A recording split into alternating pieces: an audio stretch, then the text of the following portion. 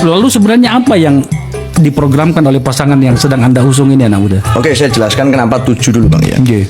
Kemarin dan berbulan-bulan kita bicara, para expert terlibat di situ. 7 ini bukan satu angka bicara optimisme, tapi kita menghadapi namanya bonus demografi.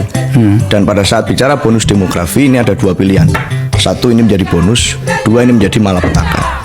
Jumlah penduduk kita banyak, seusia saya ini banyak, teman-teman ini banyak, dan saat kita ingin memenuhi kebutuhan hidup mereka semua, maka target 7% ini adalah berminimumnya.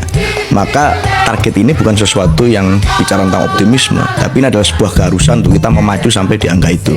Apapun itu programnya harus sampai ke situ. Itu yang pertama. Yang kedua, bagaimana kok bisa tiba-tiba ada banyak program yang bicara itu? Apa sih orientasi utamanya? Satu, kita ingin cepat. Dua, maka kita keluar dengan sebuah istilah namanya gaspol. Apa gaspol itu? Kuatkan anggaran, sikat korupsi, dan poles birokratisasi dengan digitalisasi.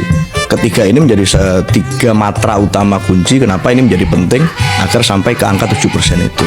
Pertama, kalau tadi disebutkan tentang kartu Indonesia Pintar dan lain sebagainya harus disempurnakan. Kalau kita lebih progresif Bang, kita bicara bahwa wajib belajar sampai ke angkatan usia SMA, dari SD, SMP, SMA ini harus gratis.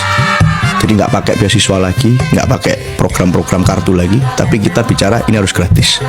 Kenapa? Karena ini penting. Kita bicara saat kita ingin agar ekonomi kita naik, maka harus anak-anak muda di Indonesia mendapatkan akses pendidikan yang baik.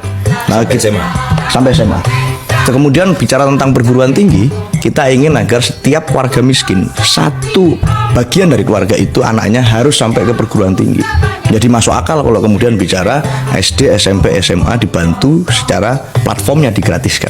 Ini memungkinkan pembagian anggarannya dari pemerintah pusat, kemudian daerah. Banyak daerah-daerah di Indonesia yang punya kapasitas untuk mengelola mandiri anggarannya sampai ke pendidikan SMA hingga gratis.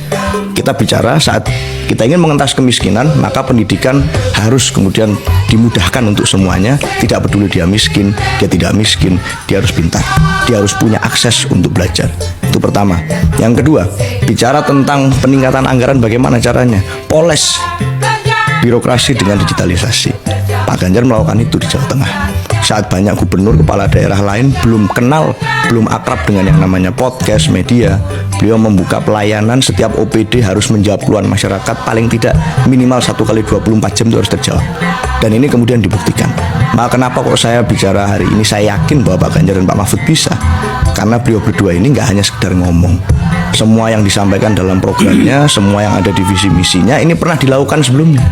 Jadi semua programnya ini bukan sekedar diawang-awang berdasarkan riset saja, tapi riset ini dipadukan dengan based on best practices. Saya rasa itu.